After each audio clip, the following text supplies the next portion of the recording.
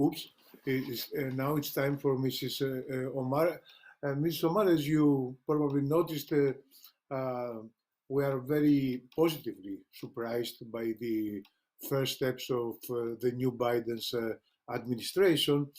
And as you probably know, there is a kind of Biden mania in Europe.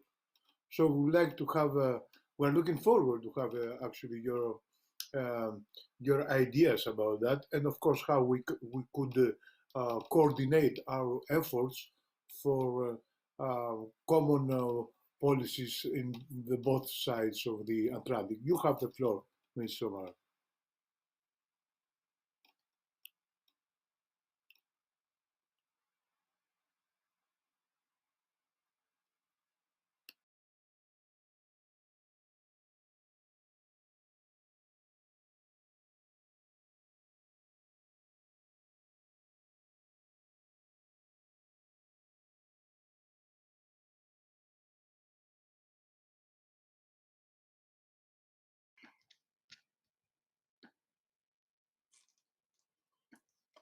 Hello, hi. It's been over a year using virtual methods and we're still struggling. So I wanted to thank you all for the invitation to meet today. I think we can all agree that with the rise of very coordinated global right wing, it is critical for us to be gathering and forming a united internationalist front on the global left. Meetings like these are crucial to building these alliances. So I'm honored to be here with you all today. I want to speak on some of the challenges that I think that we are collectively all facing. To begin with, the economic consequences of COVID-19 pandemic are going to be enormous, and they're going to hit particularly hard in the global south.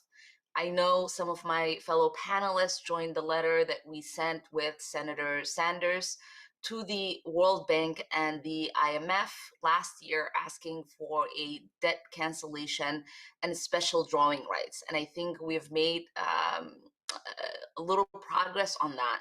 But we all need to keep pushing and not let our brothers and sisters in Africa, Asia, and Latin America suffer disproportionately the economic impacts of the pandemic.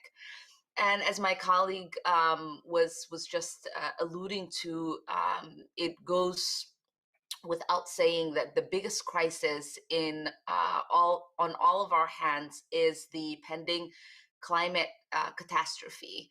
Ron Adri has been an incredible partner already in building a global coalition to push for a global Green New Deal. She understands that coordination on climate needs to be fully global in order to have an impact.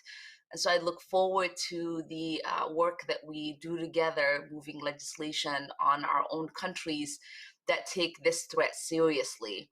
And just as importantly, I look forward to all of the other efforts that we are going to be collaborating on that are really creating a crisis both in our country here in the United States and in Europe as well. It has been incredible in so many ways for us progressives to have built a massive movement that has allowed for essentially a very moderate president and his administration to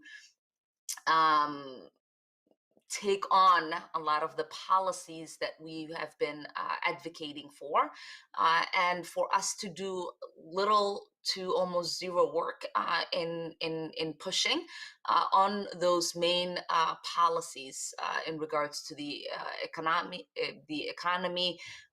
in regards to healthcare and infrastructure, and now do the work of trying to get them to go a little farther in particular investments in regards to the amount of dollars that will be invested in these programs. As we deliberate now in regards to legislation to invest on our infrastructure and job creation, it's going to be really important for us to continue to lead and push for sustainable investments in regards to these projects. We have done many, now I think 4 recovery packages, the biggest one being the American Rescue Plan.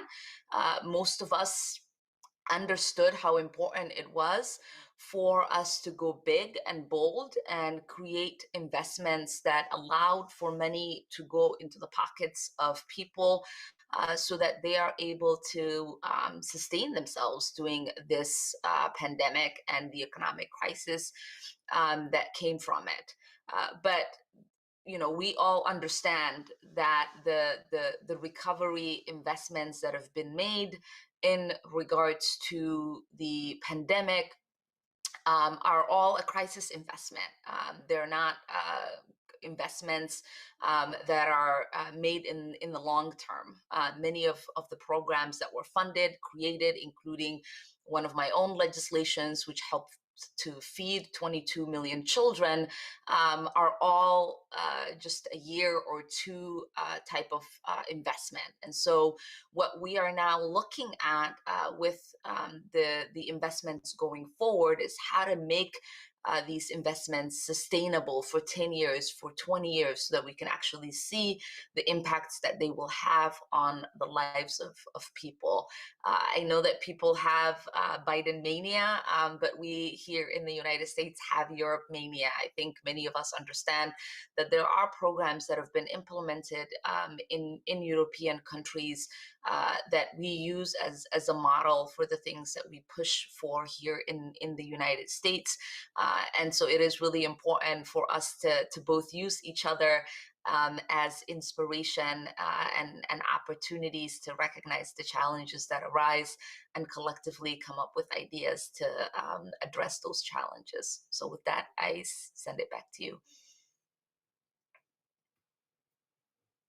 Thanks a lot, Mrs. Omar. And now our colleague Pierre Laroutourou. He is a member of the Socialists and Democrats in the European Parliament.